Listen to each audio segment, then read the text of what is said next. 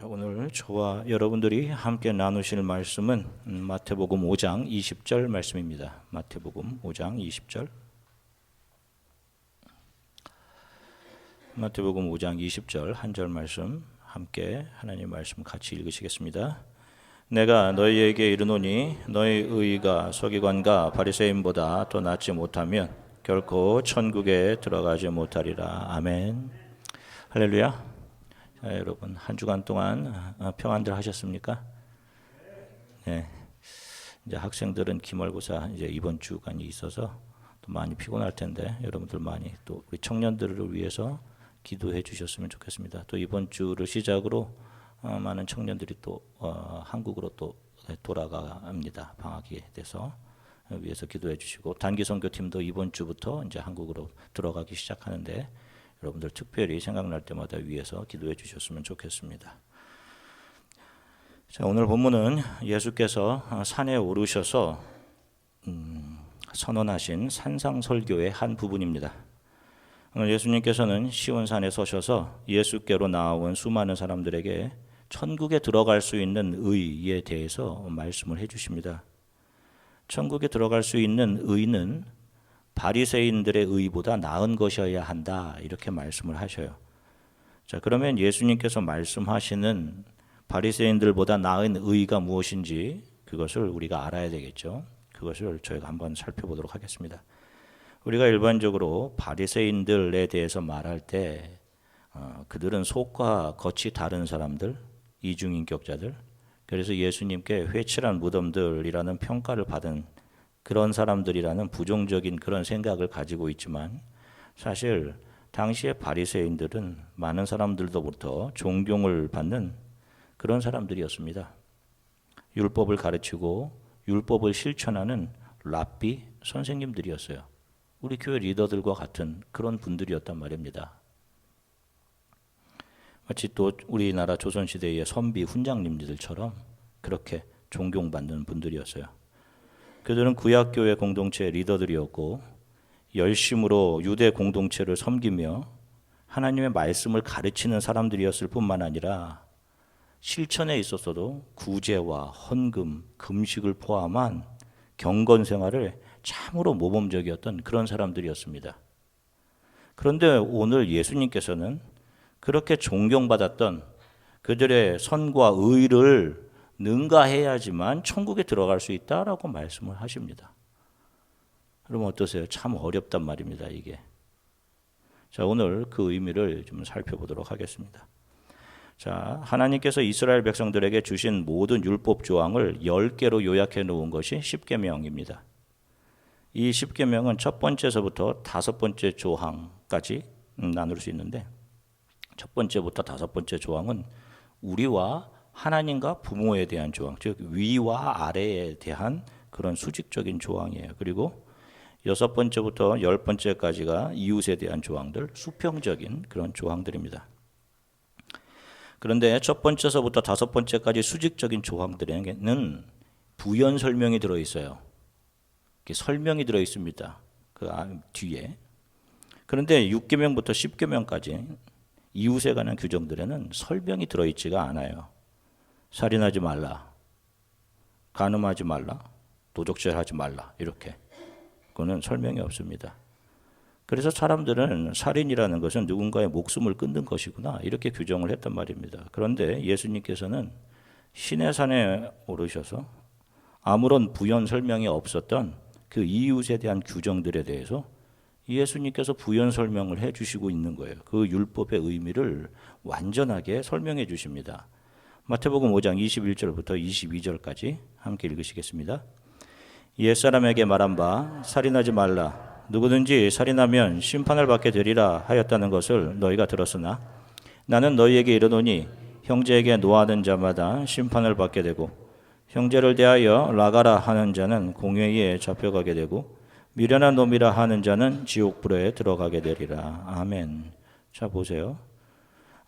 왜 하나님은 이를 처음부터 이 수평적인 규정들, 이웃에 대한 계명들에게 구체적인 이렇게 설명을 넣어주지 않으시고 시내산에서 율법을 주실 때 왜 이렇게 나중에 이렇게 설명하실까? 이런 질문이 듭니다. 자, 이것은 이 이웃에 대한 관계들은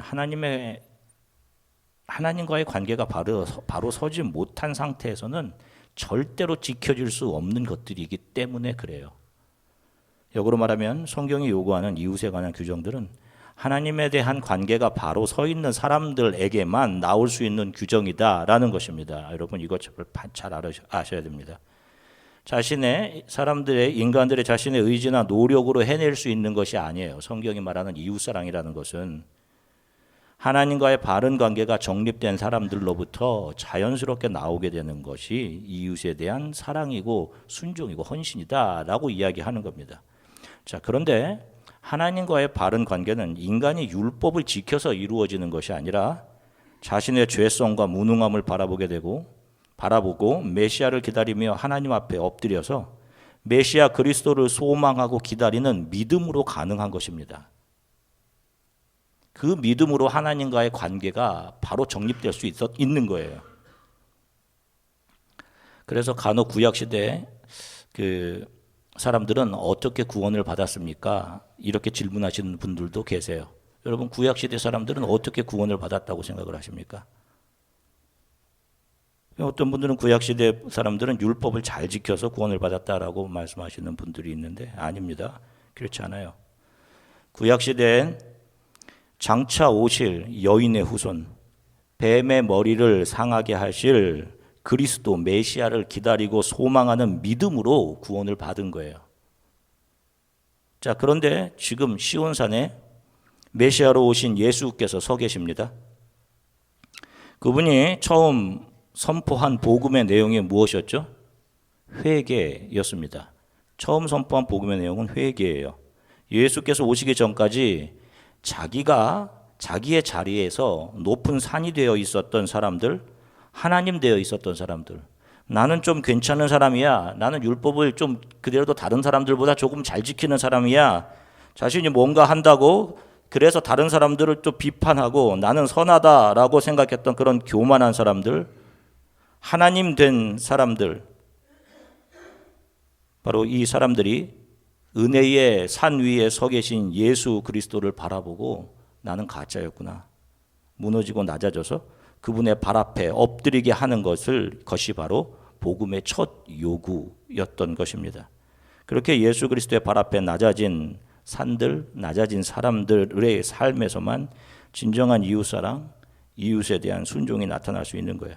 그래서 지금 이웃과의 관계에 대한 구체적인 설명이 바로 은혜의 산, 예수께서 서신 그 산에서 예수를 통해 선포되고 있는 것입니다. 자, 제가 조금 더 설명을 하겠습니다. 아시다시피 우리가 십계명 돌판, 모세 이스라엘 백성들에게 십계명 돌판이 주어집니다. 자, 그 돌판은 몇 번 주어졌죠?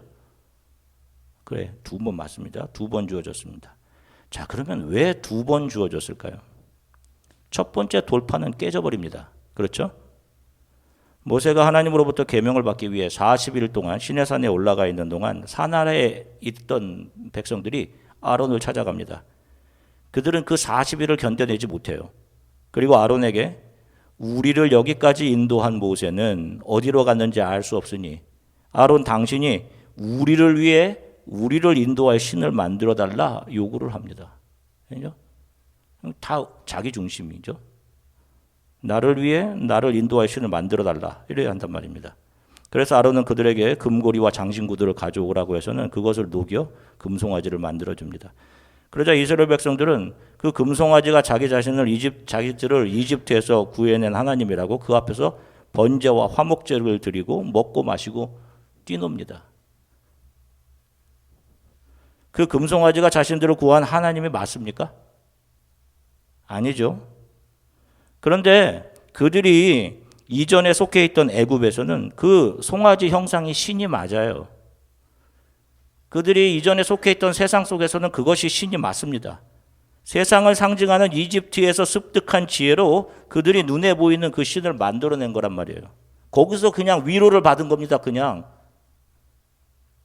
눈에 보이는 신을 통해 마음의 평안과 안정을 찾으려는 그런 것은 그 이집트에서 살아가던 그 이집트 사람들에게다 통용되는 그들의 생활 방식인 것이지 하나님의 백성들의 생활 방식이 아닌 것입니다, 여러분. 그래서 제가 언젠가 설명하겠지만 여러분 우리는 위로받기 위해 신앙생활을 하는 사람이 아니에요. 예수보다 더 큰 위로가 어디 있어요? 이미 우리에게 큰 위로가 주어졌는데. 자, 이 광경을 모세가 하나님으로부터 십계명 돌판을 받고 내려오면서 보게 됩니다. 그리고 그는 분노하면서 그 손에 있던 돌판을 던져 깨뜨려 버리죠. 자, 첫 번째 십계명 돌판은 누가 만들었습니까, 여러분? 누가 만들었죠? 그 돌판을? 하나님이 직접 만드십니다. 그리고 그 돌판 위에 누가 글씨를 새겨주시죠? 하나님이 직접 써주십니다. 볼게요. 출애굽기 32장 16절 같이 읽겠습니다. 그 판은 하나님이 만드신 것이요 글자는 하나님이 쓰셔서 판에 새기신 것이더라. 아멘. 하나님이 만드신 것이기 때문에 그 어떤 것보다도 더 거룩한 것이에요. sacred한 거란 말입니다. 홀리하고. 그런데 그것이 깨져버렸어요. 자, 이것이 우리들에게 무엇을 교훈하고 있는 것입니까? 왜 첫 번째 돌판이 깨어지고 두 번째 돌판에 다시금 하나님의 법이 새겨지는 이런 일들을 보여주고 있는 것일까요? 자, 그것은 죄를 범해 스스로 하나님 된 인간들, 스스로 산이 되어 있는 인간들은 절대로 그들의 노력이나 의지로 하나님의 법을 지킬 수 없으며 하나님께 나아갈 수 없는 사람들임을 성경이 보여주는 겁니다. 여러분, 그렇게 죄가 무서운 거예요, 여러분. 여러분들의 힘과 의지로 하나님을 절대 만날 수 없어요. 여러분들은 하나님을 이용할 뿐이에요. 사람은 그렇게 하는 거예요, 여러분. 우리 안에 죄가 그렇게 깊은 거란 말입니다. 그래서 하나님의 은혜의 개입이 필요함을 보여주시는 거예요. 은혜가 여기 들어가야 되는 거예요. 그래서 금송아지 옆에서 그들은 하나님의 법을 지킬 수 없는 지독히 자기중심적이고 이기적이고 교만한 자들임이 드러나는 겁니다. 정령 죽으리라 라는 꼬리를 물고 죽을 수밖에 없는 인간의 비참한 모습이 그대로 드러난 거예요, 여러분. 그래서 하나님은 이 백성들을 다 죽이겠다라고 하시죠. 자, 출애굽기 32장 9절부터 10절까지 말씀 같이 읽겠습니다. 여호와께서 또 모세에게 이르시되 내가 이 백성을 보니 목이 뻣뻣한 백성이로다. 그런즉 내가 하는 대로 두라.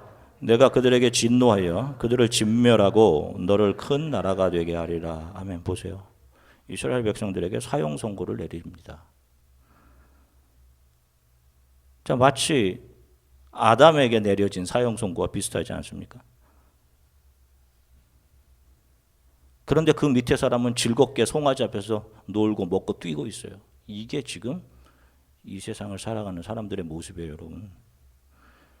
자, 그런데 이렇게 사형 선고를 받은 이스라엘 백성과 하나님 사이에 모세가 서서 하나님께 간구합니다. 자, 이제 이 그림을 잘 보셔야 됩니다. 출애굽기 32장 30절서부터 32절 같이 읽겠습니다. 이튿날 모세가 백성에게 이르되 너희가 큰 죄를 범하였도다. 내가 이제 여호와께로 올라가노니 혹 너희를 위하여 속죄가 될까 하노라 하고 모세가 여호와께로 다시 나아가 여짜오되 슬프도소이다. 이 백성이 자기들을 위하여 금신을 만들어 싸우니 큰 죄를 범하였나이다. 그러나 이제 그들의 죄를 사하시옵소서. 그렇지 아니하면 원컨대 주께서 기록하신 책에서 내 이름을 지워버려 주옵소서. 아멘. 보세요. 도저히 하나님을 섬길 수 없는 지독히 자기만을 생각하는 그 죄인들과 하나님 사이에 모세가 서죠. 그리고 자신의 목숨을 담보로 삼아서 자신의 이름을 생명책에서 지워버리시더라도 내 백성, 이 백성을, 하나님의 백성들을 살려주십시오 라고 간절히 기도합니다. 그리고 하나님께서는 이 모세의 간절한 기도를 들어주시죠. 여러분, 이것이 대속입니다. 이제 하나님의 두려움을 경험한 이스라엘 백성에게 하나님은 다시 십계명의 돌판을 주시죠. 3,000명이 죽지 않습니까? 이런 일 때문에 다시 십계명의 돌판을 줘요. 그런데 자, 이 두 번째는 그 돌판을 하나님이 직접 만들지 않으십니다. 자, 두 번째 돌판 출애굽기 34장 1절 같이 읽겠습니다. 여호와께서 모세에게 이르시되 너는 돌판 돌을 처음 것과 같이 다듬어 만들라. 내가 깨뜨린 처음 판에 있던 말을 내가 그 판에 쓰리니. 아멘. 자, 보세요. 두 번째로 받게 되는 돌판은 누가 직접 다듬어 만듭니까? 중보자 모세가 직접 다듬어 만들어요.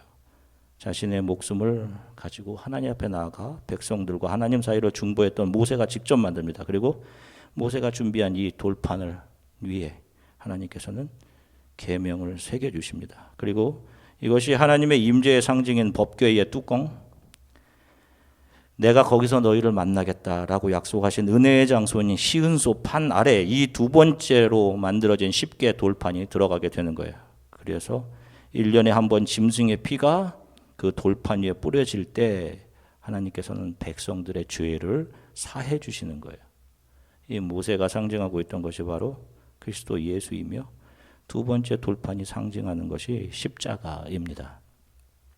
장차 오실 메시아 예수께서 영원한 사망이라는 죄를 자신의 십자가로 가져가셔서 자신의 피로 십자가를 적셔 흘려내며 하나님과 죄인들 사이에 쓰셔서 아버지여 저들을 용서해 주십시오. 자기들이 하는 것을 알지 못합니다. 라고 우리와 하나님 사이에서 자신의 목숨으로 우리를 대속하신 예수 그리스도의 그 은혜의 십자가를 상징했던 것이 바로 중보자 모세가 자신의 손으로 깎아 만들어내었던 두 번째 돌판이었던 것입니다. 이 두 번째 돌판에 새겨진 법은 첫 번째 새겨진 법과 달리 은혜가 통용되는 법이었던 것입니다. 그리고 이 두 번째 돌판에서 인간의 의지와 노력, 열심, 인간이 무엇을 지켜 선하게 되는 모든 것이 다 부정되는 것입니다. 그래서 두 번째 법은 첫 번째 법과는 차원이 다를 수밖에 없는 거예요. 그리고 예수님께서 이 역사 안으로 들어오셔서 이 두 번째 돌판의 내용을 자신의 삶으로 직접 보여주신 것입니다. 자, 이제 다시 바리새인으로 돌아가겠습니다. 바리새인들이 자신들은 율법을 잘 지키는 사람이라고, 자신들이 율법을 잘 지키며 교회 생활 잘하는 것을, 교회 리더로 있는 것을 자랑 삼았죠. 누가복음 18장 11절서부터 14절입니다. 같이 읽겠습니다. 바리새인은 서서 따로 기도하여 이르되 하나님이여, 나는 다른 사람들 곧 토색, 불의, 간음을 하는 자들과 같이 아니하고 이 세리와도 같이 아니함을 감사하나이다. 나는 일회에 2번씩 금식하고 또 소득의 11조를 드리나이다 하고, 세리는 멀리 서서 감히 눈을 들어 하늘을 쳐다보지도 못하고 다만 가슴을 치며 이르되 하나님이여 불쌍히 여기소서, 나는 죄인이로소이다 하였느니라. 내가 너희에게 이르노니 이에 저 바리새인이 아니고 이 사람이 의롭다 하심을 받고 그의 집으로 내려갔느니라. 무릇 자기를 높이는 자는 낮아지고 자기를 낮추는 자는 높아지리라 하시니라. 아멘. 지금 하나님 앞에 다른 사람들과는 구별된 옷을 입고 존경받던 예루살렘 성전의 리더였던 바리새인과 정말로 종교 생활을 잘하는 것처럼 보였던 그 바리새인과 자신의 민족의 피를 빨아서 로마에 세금을 바치던 텍스 콜렉터 세리가 서 있습니다. 여러분, 누가 의로워 보입니까? 여러분, 누가 의로워 보여요?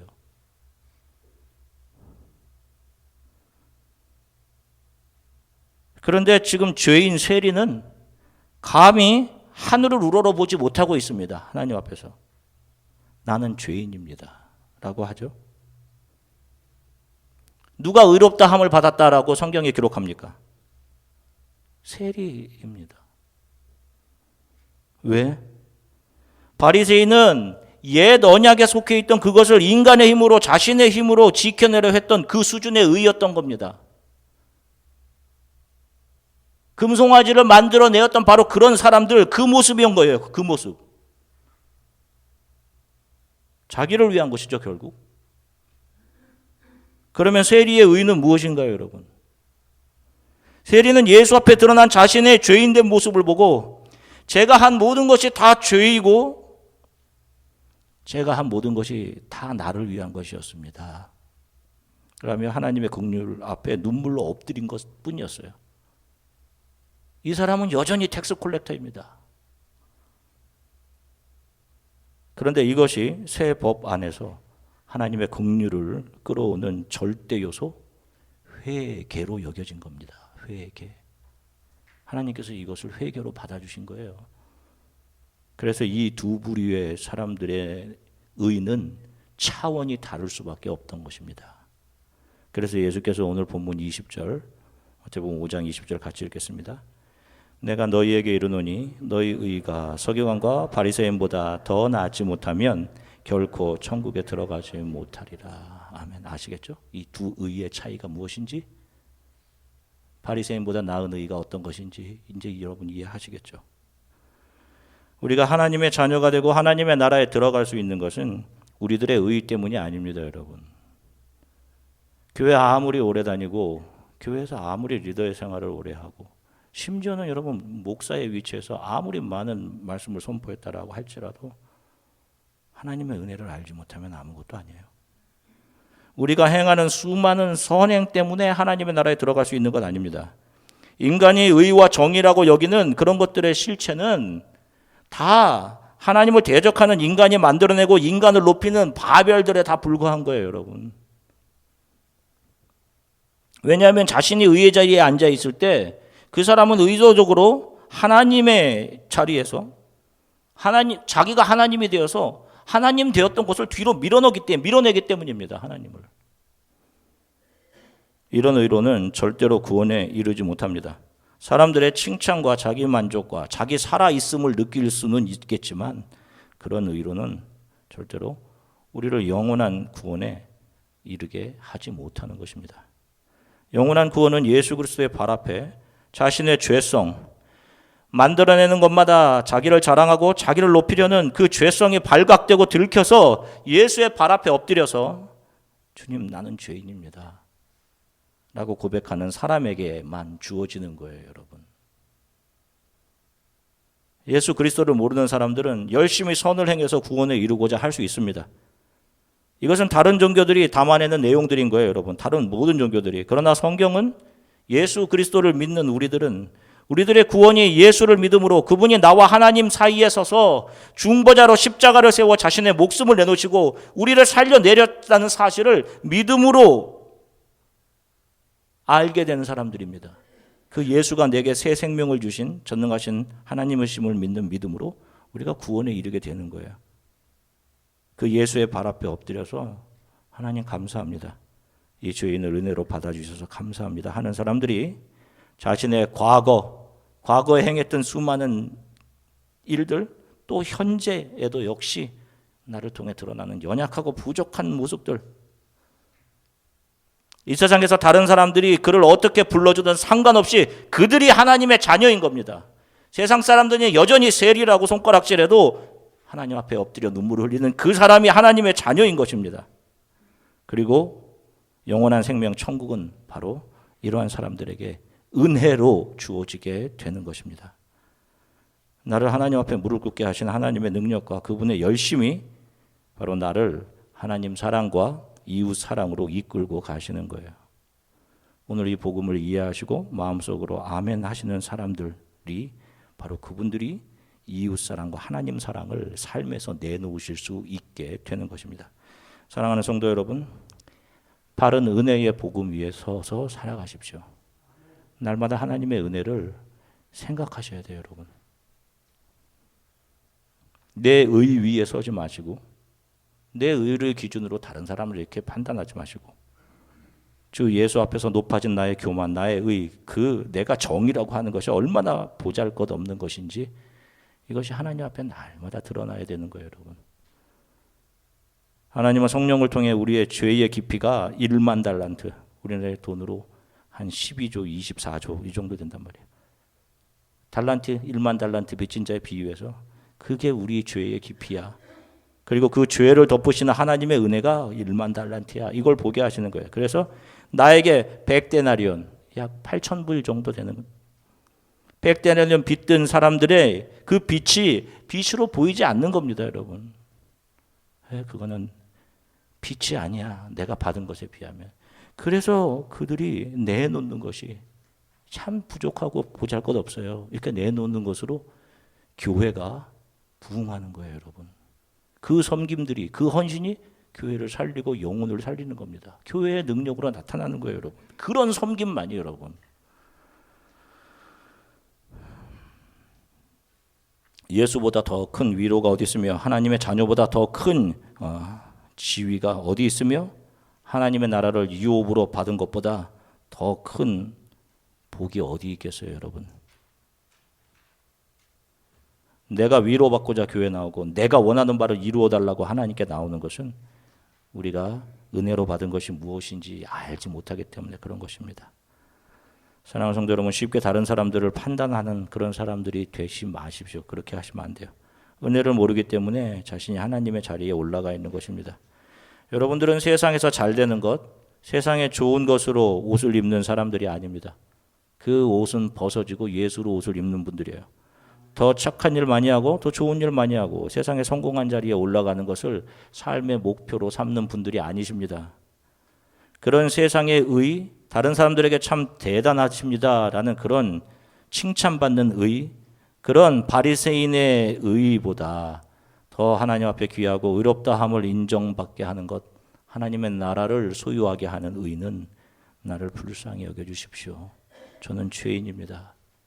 오늘 하루도 하나님의 은혜가 없이는 살아갈 수 없는 죄인입니다 라고 고백하는 세리의 눈물입니다.